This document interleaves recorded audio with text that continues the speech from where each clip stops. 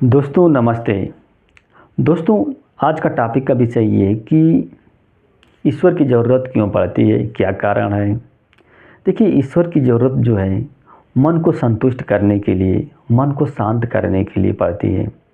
और जो दूसरा कारण है वो समाज में जो नैतिकता है उसको बनाने के लिए की जाती है। जैसे ईश्वर की सत्ता को आप कैसे प्रूव करते हैं। जैसे मान लीजिए अगर ताजमहल है, ताजमहल को देखते हैं तो आपके मन में क्या तक ख्याल आता है कि इस ताजमहल को कोई ना कोई व्यक्ति ज़रूर बनाया होगा, इतना सुंदर ताजमहल है। उसी तरह से ये संसार है, जब आप संसार को देखते हैं, महसूस करते हैं कि इसमें सुबह होती है, शाम होता है, दिन होती है, रात होता है, ऋतुएं बदलती हैं, जाड़ा गर्मी बरसात ये सब होता है। तो इसमें कितना समन्वय है, कितना इसमें एक तरह से संतुलन है। तो निश्चित रूप से कोई ना कोई व्यक्ति ये किया होगा इस तरह, और ये सामान्य व्यक्ति नहीं कर सकता है, ये असाधारण व्यक्ति ही कर सकता है। असामान्य व्यक्ति कर सकता है, अनंत व्यक्ति ही कर सकता है। और उस अनंत व्यक्ति के रूप में आप ईश्वर को मानते हैं, यानी कि इस संसार का जो सृजन करता है, जो संहार करता है, वो ईश्वर को मानते हैं। और जो इस संसार में जो घटनाएं घटित हैं वो भी क्या है, ईश्वर को मानते हैं कि ईश्वर द्वारा घटित हुई। जिससे मतलब कहा जाता है कि अगर पेड़ का पत्ता है वो भी क्या है, ईश्वर के बिना नहीं हिलता है। तो मन को संतुष्टि देने के लिए, जैसे कोई व्यक्ति अगर मान लीजिए उस व्यक्ति के जीवन में कोई घटनाएं घट जाती है तो उस घटनाओं का कोई कारण नहीं मिलता है। वो सोचता है कि ये घटनाएं क्यों घटी, हमारे पेरेंट्स क्यों मर गए, हमारे पेरेंट्स तो स्वस्थ थे, कोई रोग भी नहीं था, फिर भी मर गए।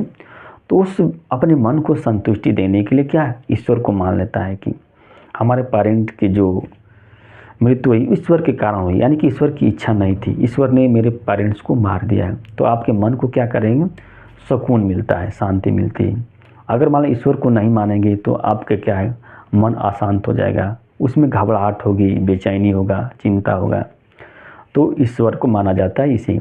जैसे मतलब कोई नया काम किया जाता है तो नया काम करने से पहले क्या आप पूजा करते हैं या करवाते हैं। क्यों करवाते हैं, क्योंकि अगर कोई भी काम होगा ना तो उसमें रुकावट नहीं आएगी, बाधा नहीं आएगा। आप ईश्वर को खुश करने के लिए क्या है, एक तरह से पूजा करते हैं या मन को शांति। जैसे मंदिरों में जो पूजा करते हैं, क्यों जाते हैं, तो जो पूजा करते हैं उस समय क्या है, मन में किसी प्रकार का कोई क्लेश या कोई चिंता या कोई नेगेटिविटी नहीं आती, इसलिए लोग क्या है, पूजा करने जाते हैं। और ईश्वर की सत्ता को स्थापित करने यानी कि ईश्वर को मानने का एक नैतिक कारण है, यानी कि समाज में जो नैतिकता है उसको स्थापित करने के लिए। जैसे कोई व्यक्ति है, किसी व्यक्ति की हत्या कर देता है, हत्या जब कर देता है तो उस व्यक्ति को कोई भी सज़ा नहीं दे पाता है, न सरकार सज़ा दे पाती है, न पब्लिक सज़ा दे पाती है। तो मन में ये भाव रहता है कि चलो ये हत्या किया है तो ये पाप लगेगा, यानी कि ईश्वर जो है उसको सज़ा देगा। इस तरह से व्यक्ति के मन में भाव आता है। जब व्यक्ति के मन में इस तरह का भाव आता है तो कोई गलत काम नहीं करता है। जैसे कहते हैं कि चोरी करना पाप है, क्यों कहा जाता है, तो मतलब वहीं ईश्वर की सत्ता को माना जाता है कि अगर चोरी करेंगे तो पाप लगेगा, और पाप लगेगा तो ईश्वर क्या करेगा, आपको सज़ा देगी, और सज़ा देगा तो आपको कष्ट होगा, ऐसी माना जाता है। अगर ये नहीं माना जाएगा तो समाज में क्या हो जाएगी, अनैतिकता फैल जाएगी, कोई किसी का न सहयोग करेगा। यानी कि कुल मिला जुला कर कहने का है कि इस संसार में ईश्वर है जिसके बारे में आप कल्पना न करें।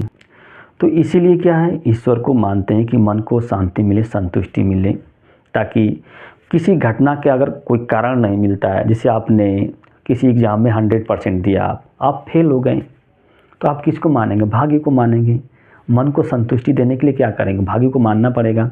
अगर आप भाग्य को नहीं मानेंगे तो आपको और प्रॉब्लम क्रिएट हो जाएगी।